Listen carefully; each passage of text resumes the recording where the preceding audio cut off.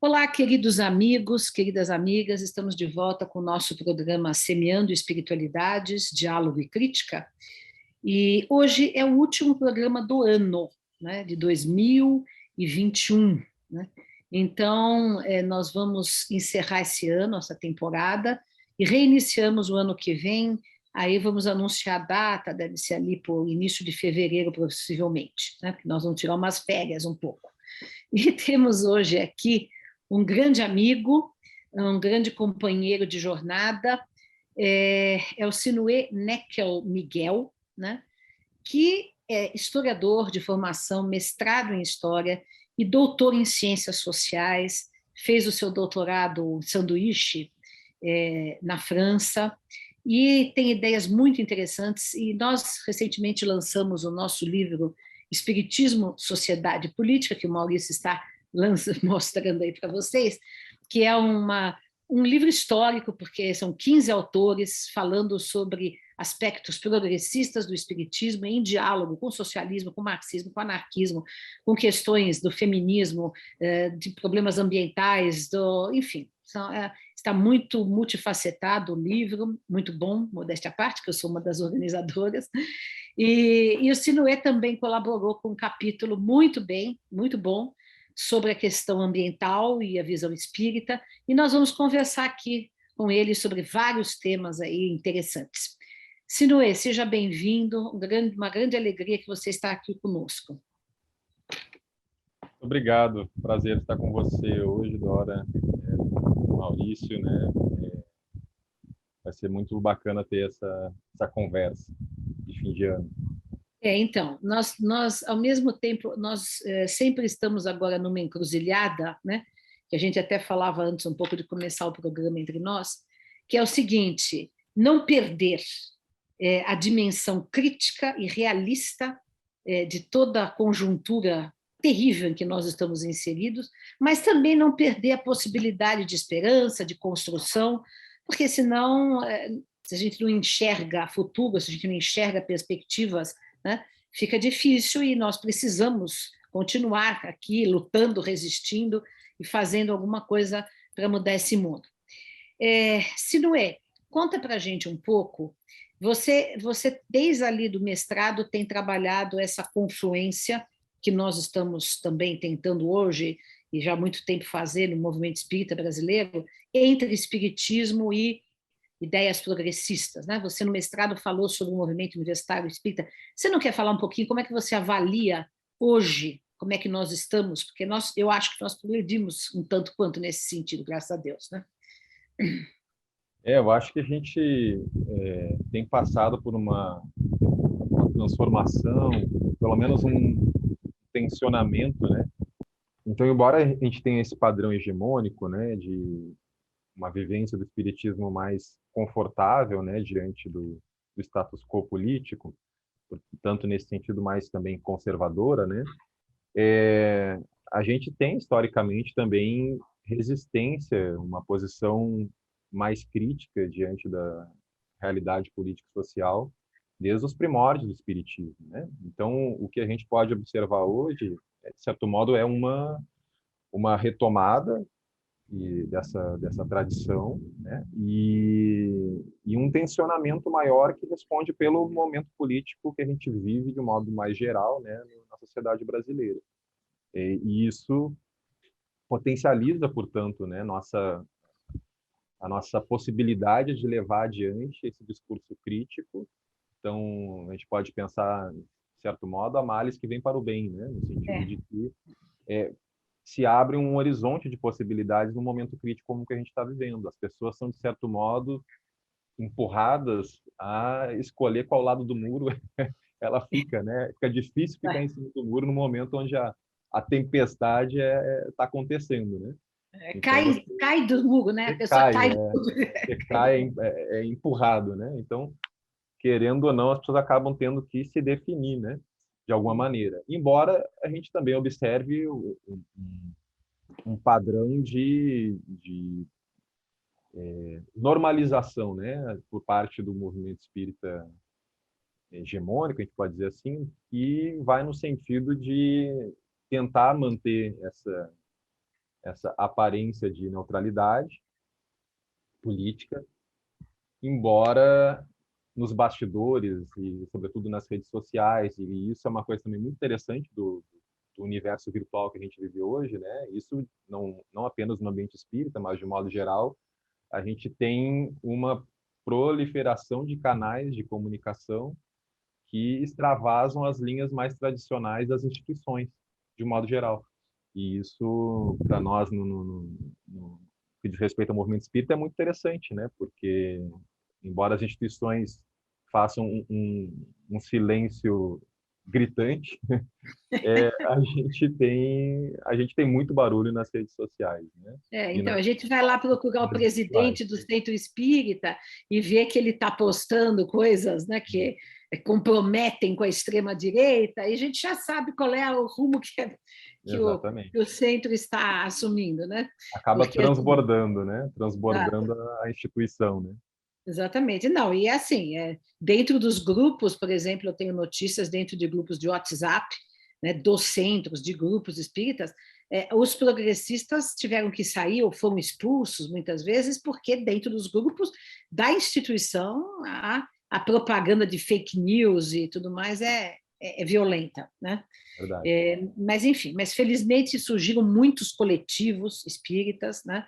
A esquerda, muitas lideranças, e esse livro que nós acabamos de publicar é um demonstrativo de que há né, um respiro aí, uma movimentação importante, considero eu, historicamente falando, dos espíritas mais progressistas que retomam, como você bem disse, a tradição de um Herculano Pires, de um Manuel Porteiro, de um Humberto Mariotti, que Perfeito. são todos esses e outros, né? A Amália Domingos Soler, que era anarquista, né? Anália Franco e Eurípides Bassanufo, que Anália Franco era uma pessoa progressista do ponto de vista político, Eurípides também, enfim. Então, Uhum. essas pessoas que foram de vanguarda, claro, dentro dos limites do seu tempo, obviamente, né? Mas que foram críticas, que foram abertas, que não fizeram esse religiosismo piegas, né? E isso nós estamos resgatando, felizmente, no momento atual, né? Fala um pouco para a gente, Sinuê, você tem se interessado ultimamente, escreveu até o capítulo do livro, né, sobre a questão ambiental, tão urgente, tão premente, tão necessária, de que todos nós nos conscientizemos dessa questão, né? Embora os poderosos fechem os olhos, né? Estamos caminhando aí para a aniquilação. Conta para a gente por que você foi para esse caminho, porque isso é uma coisa importante também de se dizer, que muitas esquerdas, inclusive esquerdas espíritas ou não, né, simplesmente ignoram a questão ambiental, né? Isso é uma coisa que me choca bastante. Verdade. Olha, Dora, eu venho lidando refletindo de uma maneira mais detida e comprometida com a questão ambiental mais recentemente. E isso é interessante, porque embora eu já tivesse noção de que, enfim, da importância, de um modo geral, né, das questões ambientais, a relação do ser humano com a natureza, o aspecto destrutivo da nossa sociedade, do nosso modelo de civilização, no que diz respeito à nossa relação com o meio natural, né? A percepção do grau de gravidade disso, a profundidade da gravidade na qual nos encontramos, ela é mais recente. Então, isso foi faz muito poucos anos, assim, eu tive contato com uma obra em 2018 do professor Luiz Marx, chamada Capitalismo e Colapso Ambiental, que foi meu professor no mestrado em História ainda, lá na Unicamp. E uma das coisas que me chamou muito a atenção, em primeiro lugar, o livro tem um impacto tremendo, assim, é uma espécie de bíblia, um livro de cabeceira obrigatório para todo mundo que queira entender a gravidade no seu conjunto, né, do que significa falar em crise socioambiental hoje. É um livro que foi premiado, inclusive ganhou o prêmio Jabuti de não ficção. muito, muito interessante e altamente informativo. Mas uma das coisas que me chamou a atenção, além do seu próprio conteúdo, é o fato de que o professor Luiz Marques um dos maiores especialistas em história da arte, né? Hum. E academicamente, então, confortavelmente, ele passou muitos anos se dedicando à história da arte. E aí, do ponto de vista pessoal, né, que movimento que ele faz, né? A partir do momento que ele começa a perceber a gravidade da situação que a gente vive, ele faz uma guinada brusca no interesse, né, na produção acadêmica e naquilo para o qual ele se volta, suas atividades, enfim. E é impressionante, é muito raro isso, né? O professor já, enfim, professor titular, né, enfim. Ou seja, o que me chama a atenção é o seguinte, né? A questão ambiental, a questão climática, em particular, ela não pode ser mais pensada como, na cabeça de muita gente, acho que aparece assim, como uma questão de especialistas, né? Uma questão de um povo especial que gosta de abraçar árvore, alguma coisa do gênero, ou um cientista, né? Um engenheiro ambiental, alguma coisa assim. Precisa ser uma coisa de todos nós, né? Uma coisa popular, uma coisa que concerne a todos e cada um de nós, né? Então, quando Porque se eu trata da nossa própria se sobrevivência. trata da nossa própria sobrevivência, o interesse, né? Tem uma outra obra muito interessante que chama A Terra Inabitável, que é de um jornalista, o David Wallace Wells, é um jornalista do New York Times, e ele começa a introdução dele falando também assim, olha, eu sou um cara urbano da cidade, eu nunca pensei de maneira particular a minha relação com a natureza. O máximo natureza para mim era ir no parque ali, levar os cachorros para passear, alguma coisa do gênero, né? E como uma maior parte de nós que vivemos, né, na correria do dia a dia, na vida urbana, na cidade, enfim. Então é interessante e aí eles vai se vendo um processo quase obsessivo, né, de investigação, vai investigar, né, enfim, como bom jornalista vai entrevistar, vai conhecer muitos especialistas no mundo todo e vai produzir uma obra também muito bombástica, vai ser um best-seller aí, né, A Terra Inabitável. E então, mais ou menos na mesma linha foi o impacto para mim, assim, né? Bom, não era um tema da minha especialidade, né? Mas eu me senti compelido eu preciso mergulhar nisso. E foi emocionalmente muito duro, assim, porque quanto mais eu estudava, mais aquilo me deprimia, né? E eu Deprimente penso, mesmo. é realmente E eu, deprimente. e eu acho, Sinuê, que uma parte do fato das pessoas não adentrarem o assunto é porque é muito difícil, é muito deprimente. E a gente se sente impotente, né? Essa que é a Exatamente. questão, né? Eu já ouvi alguém dizendo uma coisa muito interessante também, que, num certo sentido, todos nós somos negacionistas. É, Só que, claro, num sentido muito particular, não que a gente efetivamente negue, né, o conhecimento científico, né, enfim, as constatações com relação ao aquecimento global e coisas do gênero, mas do ponto de vista psicológico, né? sim, Em que sentido? O fato de que suportar plenamente a realidade é devastador. É alguma é coisa que devastador. fisicamente a gente não consegue sustentar isso. É devastador. Então, é como se a gente fizesse de conta que não está acontecendo, na maior parte do tempo. Exato.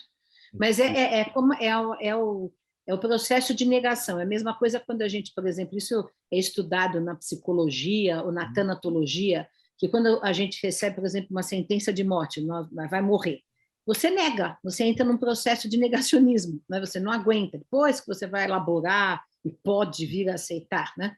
Mas eu acho que é como se a gente estivesse recebendo uma sentença de morte, né? Essa Uhum. questão ambiental. E aí como a gente não consegue resolver o problema, porque individualmente a gente não consegue resolver o problema, obviamente, né? Então, e outro dia eu participei de um diálogo que foi muito emocionante para mim, de um diálogo com o Leonardo Boff, que é uma pessoa muito preocupada também com a questão ambiental, e o próprio Papa também lançou, né, suas encíclicas em que ele fala também da questão ambiental, da casa comum, etc. E uma coisa que o Leonardo Boff disse, e que eu queria trazer aqui para a nossa conversa, nós podemos discutir um pouco isso, já que faz parte também da nossa espiritualidade, ele diz assim, olha, a gente só pode ter esperança porque a gente acredita que existe uma certa garantia, digamos assim, uma Uhum. certa garantia de que tudo não vai acabar, né? Uma certa garantia. Então, assim, é claro que a gente não pode repousar nessa garantia, a gente tem que... o mundo é trabalho nosso, né? Nós é que somos responsáveis pelo mundo, não é cruzar os braços e esperar a salvação divina. Mas existe algo ali que está imanente, digamos assim, inclusive na própria natureza, assim, que pode nos dar um pouco, um vislumbre de esperança. Você concorda que a espiritualidade, nesse sentido, é algo que pode nos fortalecer, né? Sim, eu acho que ela tem essa potencialidade, né? E em que sentido? O sentido de que nós somos seres em aberto, né? Com uma capacidade de transformação que é impressionante, ou seja, de superação, inclusive, daquilo que às vezes parecem obstáculos absolutos, né? E eles se mostram superáveis, né? Então, eu acho que a espiritualidade nesse sentido, né, de transcendência, de percepção de que nós somos seres que estão além daquilo que é imediatamente visível, né? Então, quando a gente olha a realidade de hoje, pode ser muito desesperador, de fato, observar que ao redor as pessoas aparentemente estão alheias, distraídas, completamente distantes do estado de espírito e que deveriam se encontrar diante da gravidade da situação ambiental. Por outro lado, a partir dessa percepção de que nós somos mais do que essa situação, né, presente, que essa aparência, digamos assim, a gente tem alguma coisa, né, a gente pode se agarrar em termos de esperança, no sentido de que as pessoas podem muito rapidamente passar a um outro estágio de consciência, a uma outra relação, né? E isso é observável, a gente pode pensar isso inclusive em termos históricos, né? Em termos de processos de transformação profunda, processos revolucionários, enfim, das mais diversas maneiras, né? Então, sim, eu acho que assim como se fala, né, no vocabulário das mudanças climáticas, em tipping points, esses pontos de inflexão passam, transformam o sistema de uma maneira irreversível para um outro estado, né? Essa ideia de ponto de inflexão. Socialmente, a gente também tem esses pontos de inflexão. E é interessante pensar que muitas das vezes na história, praticamente ninguém previa que acontecesse uma transformação profunda e aquelas transformações acontecem. É muito interessante você fazer essa retrospectiva, né? A gente pode falar a crise, o desmoronamento da União Soviética, por exemplo, era um processo que muito pouca gente acreditava que fosse possível, né? E A a queda do velocidade com que muro, aquilo se a deu, queda do muro, né? Eu exatamente. morei em Berlim quando o muro existia, né? E para mim a queda do muro foi uma coisa porque a gente não imaginava que fosse acontecer, né? Isso. Era um muro, né? Um muro de impossibilidade, né? Então, eu acho que isso é um motivo de esperança, assim.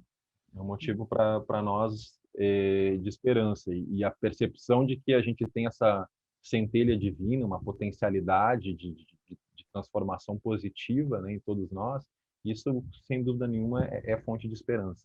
Agora, claro, tem que fugir do outro extremo, né, que é o potencial negativo de uma má vivência, talvez, se posso dizer assim, da espiritualidade ou da religiosidade, no sentido de um conforto passivo, né? Um conforto que você basicamente, ok, de alguma maneira está tudo certo, de alguma maneira Deus ou as forças divinas, alguma coisa cósmica que está regendo as coisas, dá conta do recado e seja lá o que for, está tudo bem.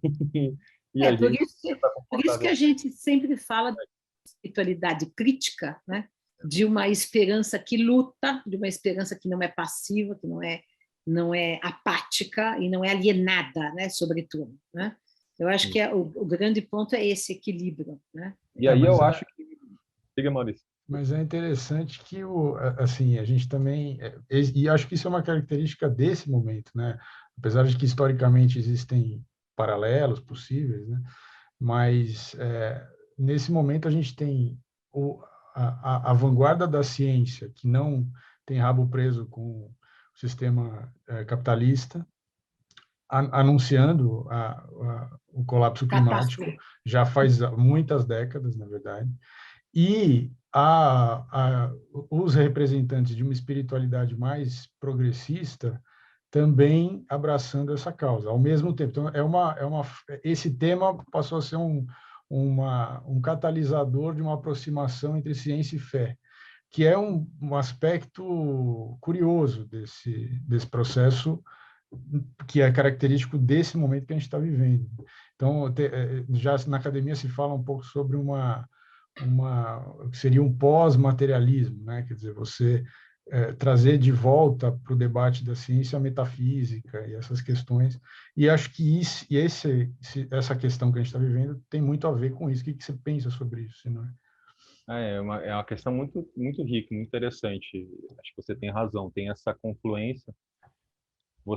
Claro, existem setores distintos, né, dentro da ciência e dentro da espiritualidade, mas a gente encontra alguns traços muito marcantes, a Laudato Si, por exemplo, né, do Papa Francisco, que é uma belíssima ode aí de esperança e de crítica ao mundo existente, sobre vários aspectos, incluindo a questão ambiental e climática, e para sua produção foi importante a participação dos cientistas de ponta sobre essas questões ambientais e climáticas, na sua própria redação. Então, eles têm uma participação direta.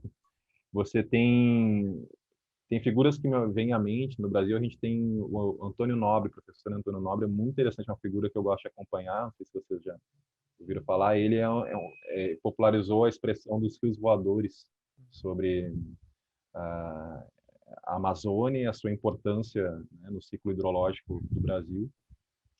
E ele pauta bastante essa questão das convergências, né, e de uma visão, mesmo a partir de um ponto de vista científico que analisa as questões da matéria, você se dá conta de aspectos que são da ordem da transcendência, são da ordem de um algo mais, uma conexão com a totalidade.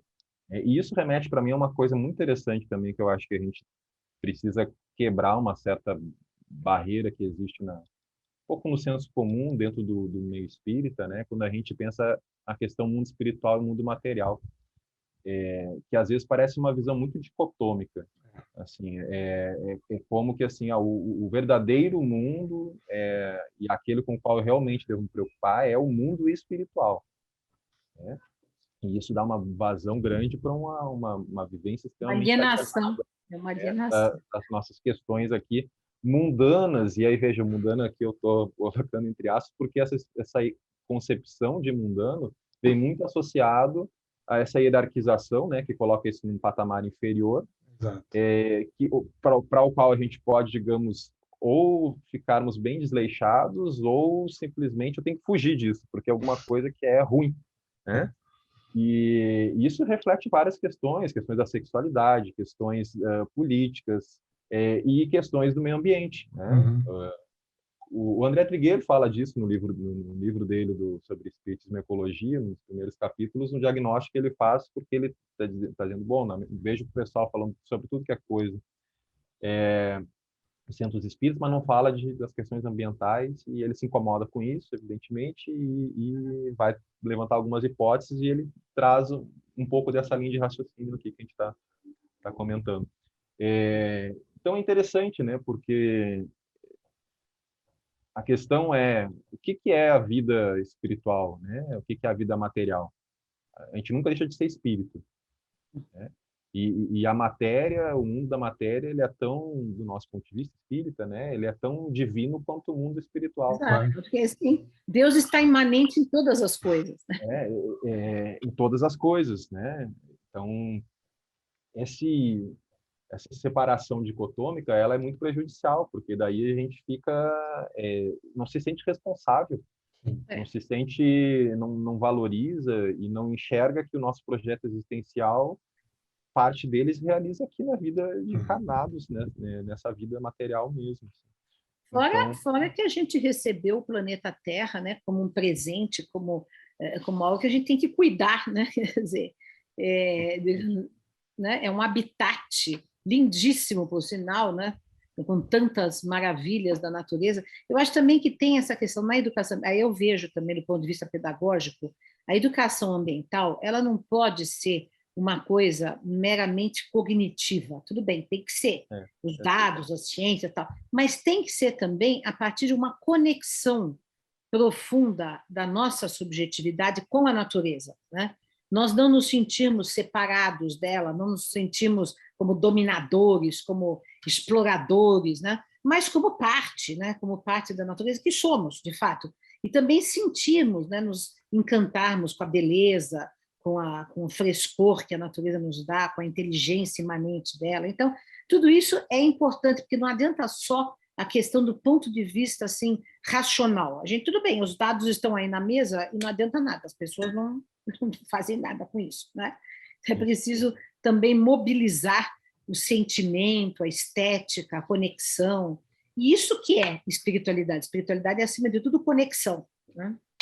E isso, para mim, é muito importante. Você está falando, Dora, particularmente no que diz respeito a soluções com relação à crise climática e ambiental.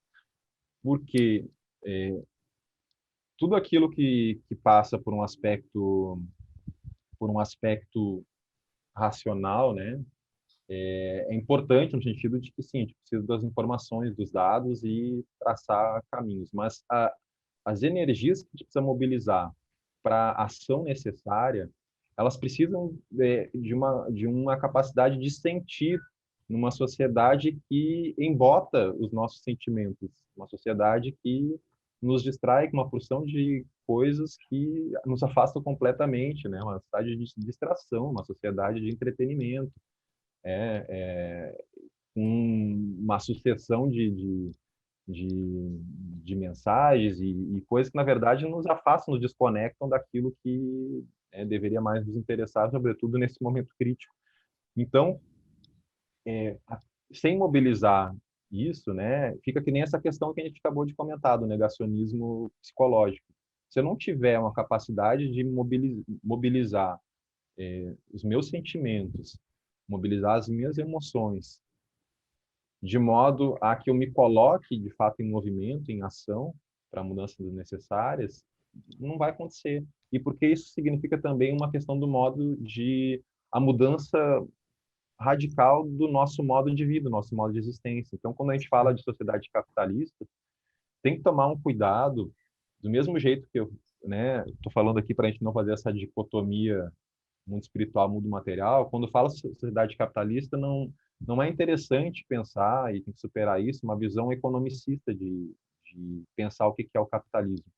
Porque não é, a gente está falando só de produção de riqueza, ou de organização do trabalho, algo nesse sentido, né? A gente tem que enxergar isso do ponto de vista da sua totalidade. Como que isso significa um modo de existência. Isso implica, inclusive, um modo de vivência da religiosidade que é típica do capitalismo. A gente tem uma teologia da prosperidade aí, né? Então, se a gente entende, né, que a sociedade que a gente vive, ela é um todo articulado de aspectos sociais, psicológicos, políticos, econômicos e espirituais, inclusive, a gente vai perceber que a mudança necessária para superar essa sociedade, e isso é absolutamente decisivo para termos alguma chance de escapar da tragédia que se aproxima, a tragédia climática e ambiental. Para a gente ter alguma chance de fazer isso, precisa mobilizar mais do que, entre aspas, meramente transformação econômica, estricto sensu. Ou seja, a gente tem que estar disposto a viver de um outro jeito, e isso significa mobilizar os meus desejos, as minhas aspirações, os meus sonhos, em outro lugar. Simplicidade voluntária, vida sustentável, vegetarianismo, tudo isso está dentro de uma mudança de mentalidade sustentável, né? Uma vida sustentável para o planeta e para nós, né? E assim, depositar mais alegria nas coisas que de fato podem nos trazer alegria e não são o consumo desenfreado, né? Não é o consumo desenfreado, mas é a vivência, a natureza, o estar junto, enfim, as coisas simples do cotidiano que ficam totalmente assim anuviadas pelo bombardeio que nós sofremos do capitalismo, de informações, de propaganda, de estímulos vários, e também da necessidade desesperada de sobrevivência, né? Que a gente não tem tempo nem de respirar, né? Então, é isso que a gente também precisa mudar, né? E eu ia fazer o gancho essa questão levantada com relação àquilo que você tinha comentado antes sobre as próprias esquerdas, né? Porque uma das dificuldades do pensamento de esquerda com relação a isso é que muitos dos projetos mais tradicionais de transformação da sociedade vão na linha da acumulação e produção de coisas para que sejam distribuídas de maneira igualitária, que é absolutamente fundamental, uma distribuição justa. Então, superar o capitalismo visto desse ponto de vista é basicamente produzir tanta riqueza quanto se produz no capitalismo, só que quase que sob os mesmos critérios do que é riqueza. Indústria pesada, indústria, consumo, mais coisas, né? predação da natureza. Quer dizer, você vê que os países ditos comunistas também não foram nada ecológicos, né? A China, por exemplo, a União Soviética, Nossa Senhora, né?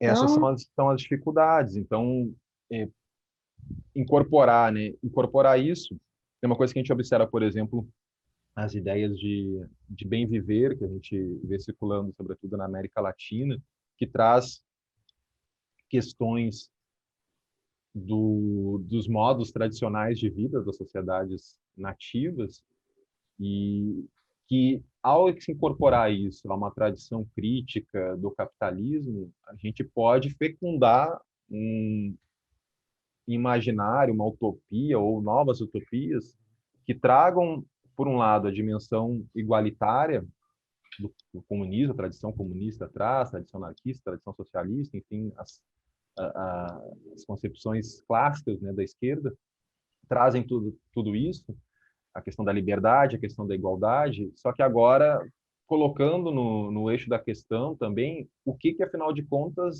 significa ser feliz.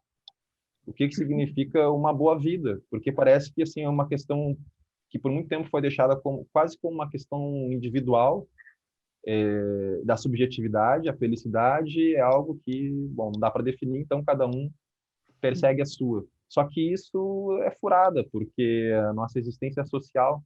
Então, as pessoas podem achar que estão perseguindo de maneira muito autônoma, né, o meu projeto de vida, a minha felicidade, mas suas aspirações, seus desejos estão o tempo todo estimulados, bombardeados pelo mundo que a gente vive.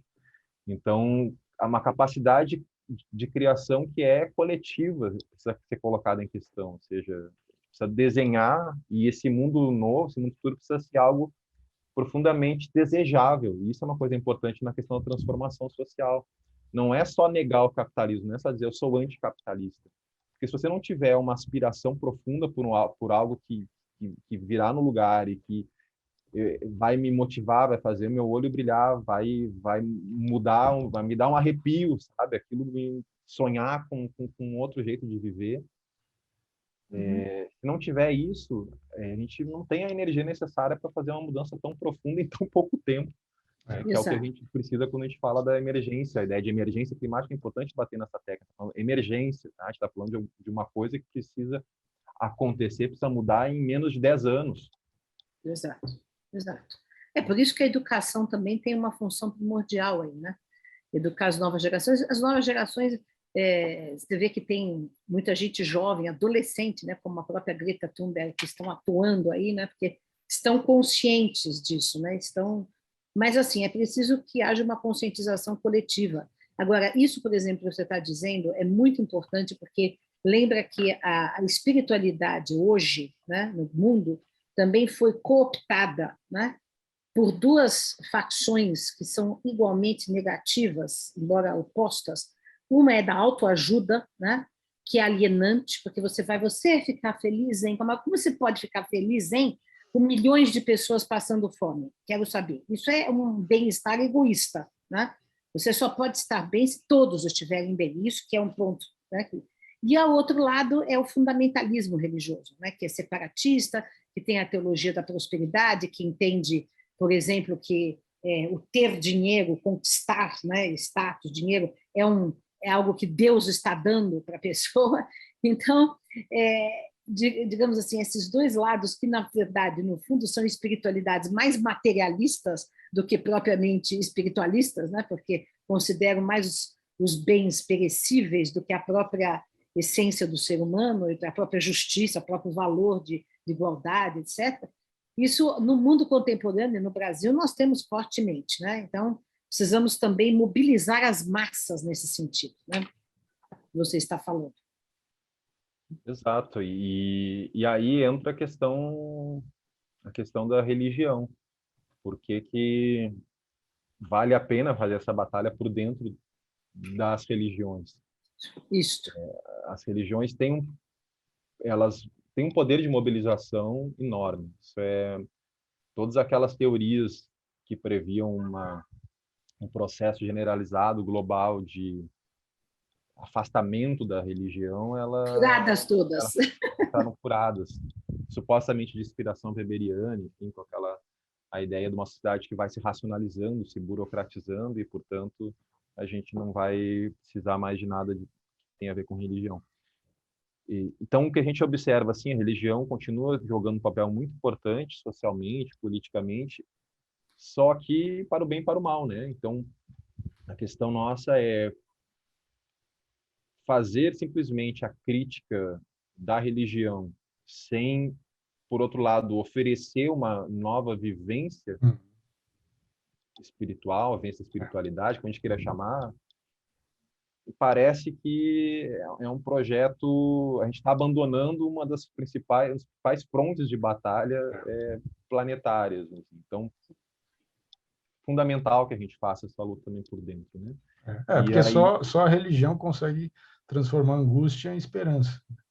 Porque quanto mais tempo passar e quanto menos coisas fizerem, mais angustiados todos vamos ficar, porque o nível dos mares vai subir, as diferenças de temperatura vão quebrar as colheitas, o oceano vai acidificar, quer dizer, com o passar dos anos, a situação vai ficar cada vez mais na nossa cara.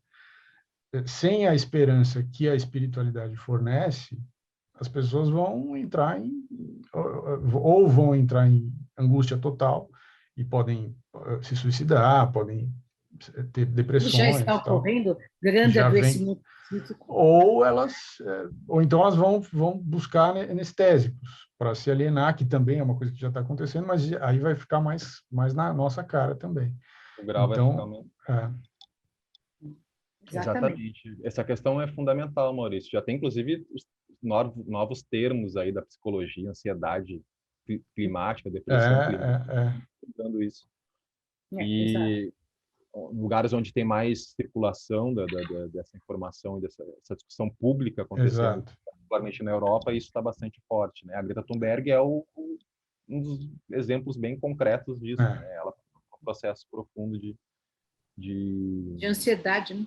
Ansiedade, né? Um processo depressivo associado a isso. Eu senti profundamente, isso é importante assim trazer também, de que a questão a angústia, ela é necessária. Ou seja, se você não sentir nada, é porque você tá alguma coisa errada, porque você não está entendendo o que está acontecendo. Você está completamente alienado, distraído, enfim, é aquela pessoa que vê um filme que é para você derramar lágrimas, não derrama nenhuma lágrima, essa pessoa está com algum problema. Sim. Então, está anestesiada, né? Então, é preciso, sim, tem um aspecto do sofrimento aqui que a gente precisa passar por isso. A questão é como mobilizar essa angústia, esse sofrimento, esse pesar para uma transformação que não é também só individual, é uma questão de capacidade de mudança coletiva. E é urgente, porque, de fato, se não houver isso, as possibilidades são, sim, de aprofundamento das mais diversas formas de alienação. Para quem tiver recursos financeiros, Acesso, materiais né? para acesso, para fugir, enquanto der para fugir, enquanto puder se Se isolar. bloquear, se isolar do problema, as pessoas vão procurar essa saída, né? E no limite a gente começa a entrar num processo de implosão da civilização por meio Sim. das crises migratórias, os conflitos, as guerras que tendem a se pronunciar de uma maneira autodestrutiva para a humanidade. Isso é um risco que se coloca no horizonte muito próximo. Muito próximo. A gente fala de crises migratórias, pensa a guerra da Síria, Sim. que mobiliza migração da ordem não lembro agora o número exato, na ordem do 1 milhão de pessoas. 1 milhão, 2 milhões, enfim, né, pessoas que estão migrando das regiões vizinhas, sobretudo a Síria e para a Europa. Pensa o que isso já causou de desestabilização político-social, numa ordem, a ordem dos poucos milhões. Agora, se a gente fala das mudanças climáticas, está falando da ordem de bilhões de pessoas, em todos os continentes, Agora, simultânea. Ou a seja, gente está caminhando, infelizmente, para o final. Como o tempo passa, né? Nós estamos caminhando para o final do nosso tempo. Só queria tocar numa outra questão, que é agora uma questão de esperança concreta, digamos assim, que é o seguinte: eu faço até parte do grupo da economia de Clara e Francisco, né, liderada pelo Papa, e se discute muito questões das comunidades autônomas, da economia colaborativa, ou seja, de uma mudança, né, que vem das bases, né, de autogestão, e é uma ideia bastante anarquista, né, isso, no sentido de que você não vai tomar o Estado para que o Estado faça, não, você vai por baixo, criando, né, massa crítica de pessoas que se mobilizam para viver diferente, para fazer diferente. Como é que você vê isso? Gostaria que você, para a gente encerrar a nossa conversa de hoje, que você falasse um pouco sobre isso. Perfeito. Esse é mais um ponto fundamental aqui de motivo de esperança para a gente. Então, esse ponto das mudanças econômicas que são capilares, ou seja, são mudanças na forma como se produz, na forma como se distribui aquilo que é produzido, na forma como se consome. Essas mudanças que se dão por dentro, ou seja, por dentro e apesar da sociedade capitalista predominante, elas projetam, elas desenvolvem de uma maneira, pelo menos embrionária, o modo de sociabilidade, o modo de organização econômica, o modo de vivência das relações de políticas, a gente pode dizer, no sentido do modo de organizar a sociedade, projeta aquilo que a gente deseja e sonha para um futuro, aqui e agora. Ou seja, tem que tomar um cuidado quando a gente pensa processos de revolução, tomar o cuidado para não pensar que uma sociedade que se transforma, né, por meio de um processo revolucionário significa que automaticamente todas as relações sociais mudam da noite para o dia. Isso não acontece, em nenhum caso. Eu estudei particularmente o caso da experiência da Iugoslávia com autogestão, né? E uma das dificuldades nesse projeto de autogestão, que trazia uma dimensão muito crítica à economia de comando burocratizada à la economia soviética, ela trouxe conquistas muito importantes, mas ao mesmo tempo esbarrava em em dimensões que são da ordem da transformação da sociedade mais ampla. Isso eu acho que é uma questão muito interessante, no sentido de que, de novo, a economia não é uma entidade separada do resto.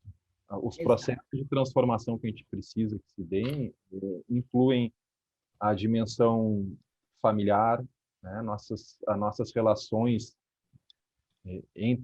dentro da família, o que é família, inclui as relações comunitárias, inclui as relações com a natureza, inclui o nosso imaginário político, aquilo que a gente aspira, a vivência religiosa, como é que ela se dá. Tudo isso é um pacote. Os processos educativos mais amplos e escolares, né? Essa foi uma barreira muito importante no caso da Iugoslávia, dentro do projeto de socialismo autogestionário, a questão de que a educação ela muito pouco mudou. E sem uma educação profundamente transformadora, as pessoas têm muita dificuldade de assumir uma nova postura no processo produtivo.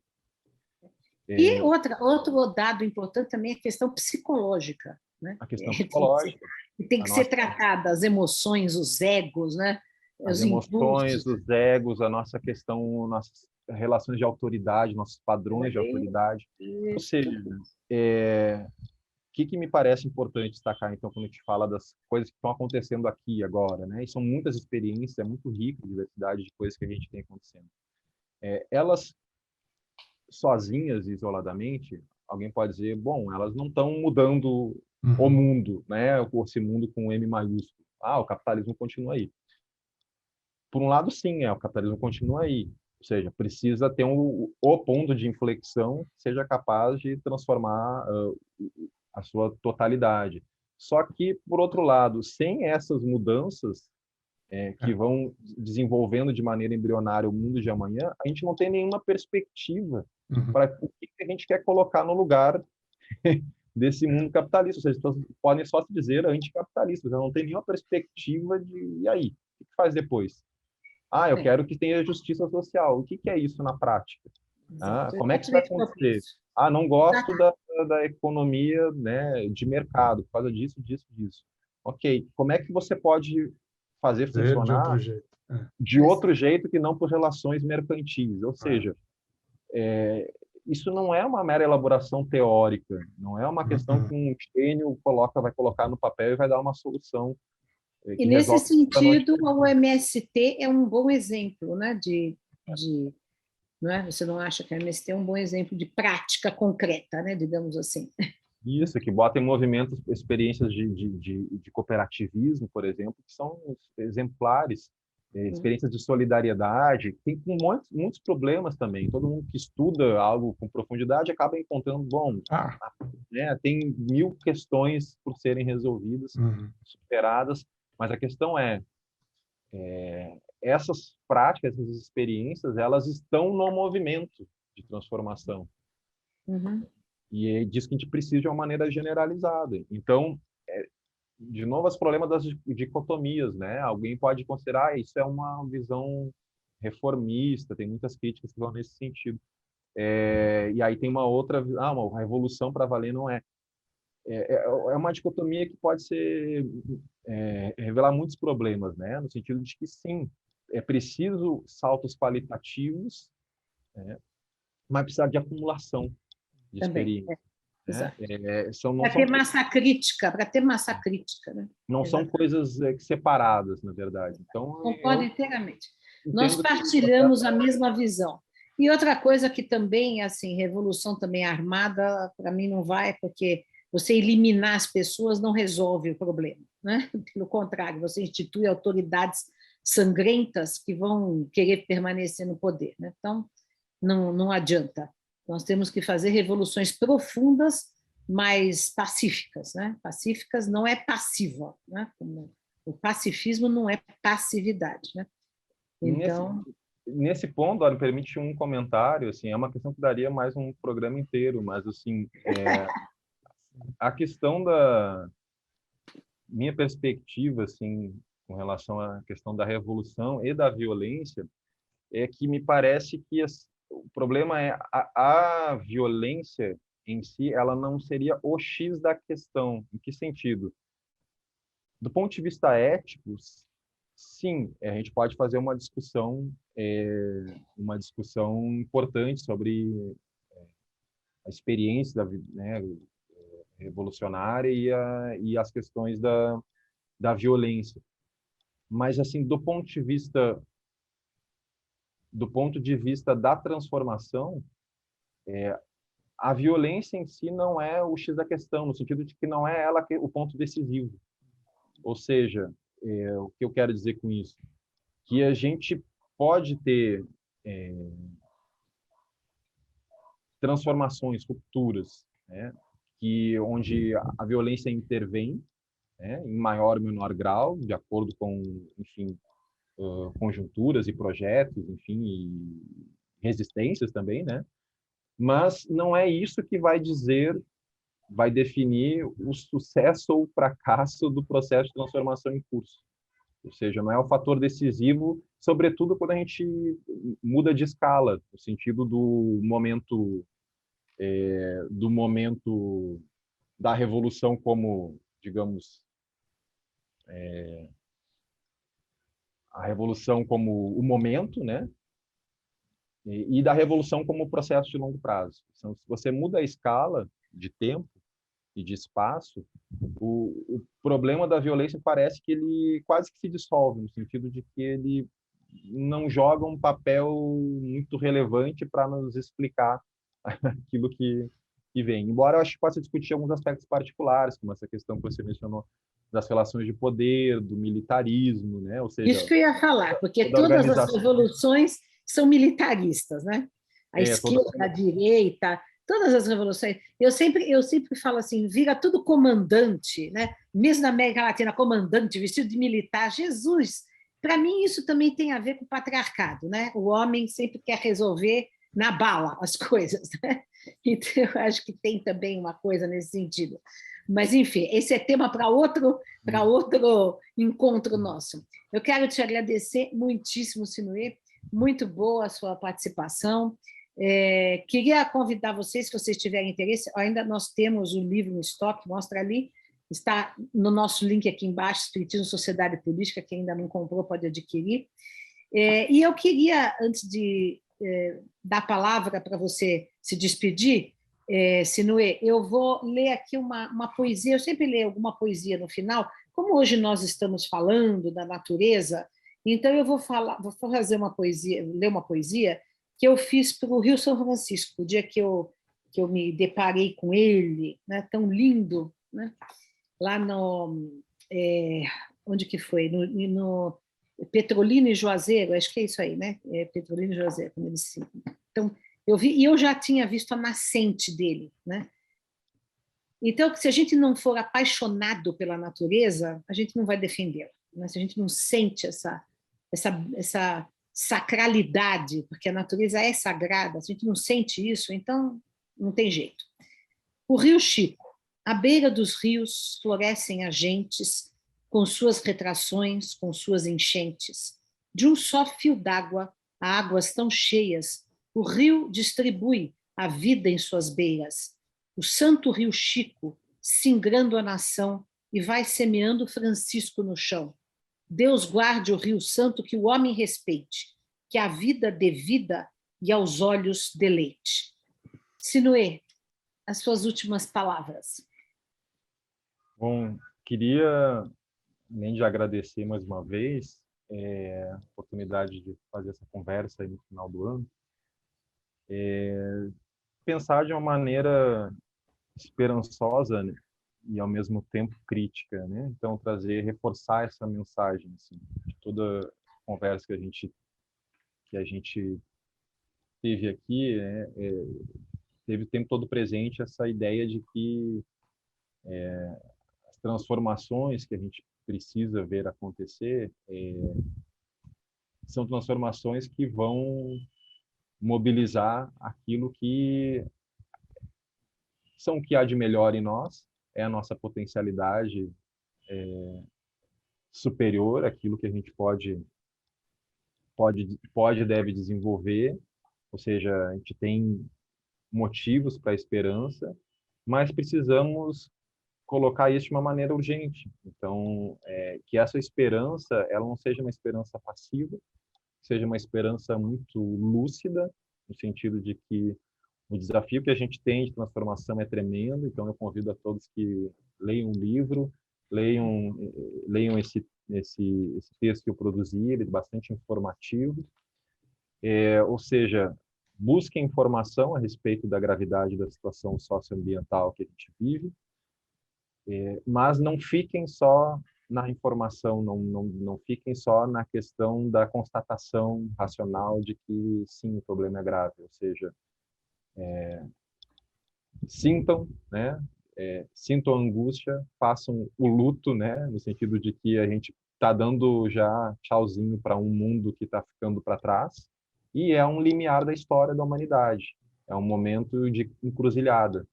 A gente está saindo da estabilidade climática que a gente vivenciou ao longo de todo o desenvolvimento da civilização, e agora a gente decide se a gente bota o pé no freio, cria um novo tipo de sociedade, né, radicalmente diferente, de maneira acelerada, com senso de urgência, ou se a gente segue no curso no qual nós nos encontramos, que é um curso catastrófico, potencialmente auto-aniquilatório, né, para a nossa espécie.